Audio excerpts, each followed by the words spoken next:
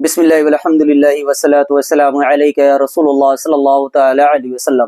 آج ہم ذکر کریں گے افطار کا اور افطار کے وقت کی دعا کا، اس کی فضیلت کیا ہے۔ حضرت عبداللہ یعنی ابن ابی ملیکہ رضی اللہ تعالیٰ عنہ اور حضرت عبداللہ یعنی ابن عمر بن عاص رضی اللہ تعالیٰ عنہما سے روایت کرتے ہیں کہ انہوں نے فرمایا، رسول اللہ صلی اللہ علیہ وسلم نے ارشاد فرمایا کہ بے شک افطار کے وقت روزے دار کی دعا رد نہیں کی جاتی۔ جب روزہ دار افطار کے لیے بیٹھتا ہے تو اس وقت 2-3 منٹ اذان کے لیے جب باقی رہتے ہیں افطار کے وقت میں، پھر جو دعا کرتا ہے روزہ افطار، اللہ تعالیٰ اس کی اس دعا کو رد نہیں فرماتا، یعنی وہ قبول فرماتا ہے۔ روزے دار کی دعا کو رد نہیں فرماتا۔ اور میں نے یعنی راوی کہتے ہیں کون؟ عبداللہ کہتے ہیں کہ حضرت عبداللہ بن عمر رضی اللہ تعالیٰ عنہما کو افطاری کے وقت یہ دعا کرتے میں نے سنا ہے۔ کیا کرتے تھے حضرت عبداللہ ابن عمر رضی اللہ تعالیٰ عنہ؟ وہ عرض کیا کرتے تھے رب سے کہ اے میرے پروردگار، میں تجھ سے تیری اس رحمت کا واسطہ سے دعا کرتا ہوں جو ہر چیز پر وسعت رکھتی ہے کہ میری مغفرت فرما دے، کہ میری مغفرت فرما دے۔ یعنی افطار کے وقت جو بھی دعا کی جاتی ہے اللہ تعالیٰ اسے قبول فرماتا ہے روزے دار کی۔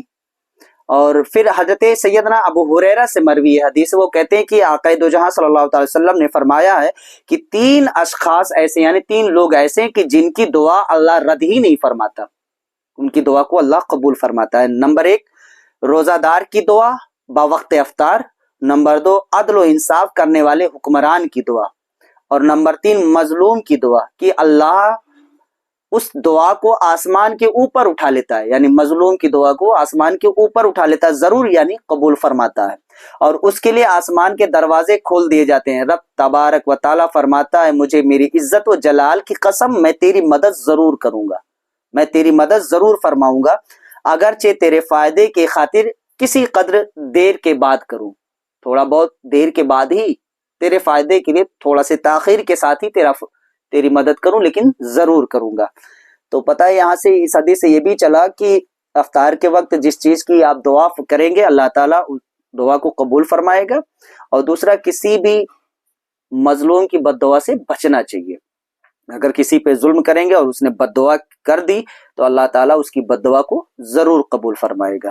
تو ظلم کرنے سے بھی ہمیشہ پرہیز کرنا چاہیے۔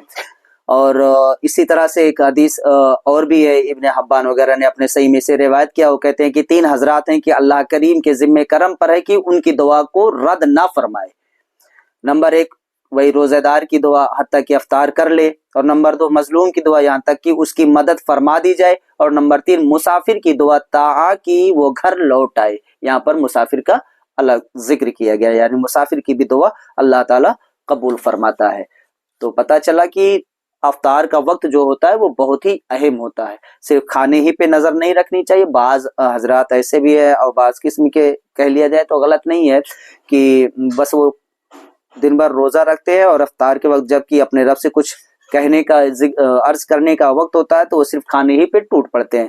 اس چیز پہ یہاں پہ تھوڑا سے پرہیز کرنا چاہیے اور اس اہم وقت کا خیال رکھنا چاہیے جبکہ وہ اپنے رب کی بارگاہ میں اہم باتوں کو اپنے رکھ سکتے ہیں۔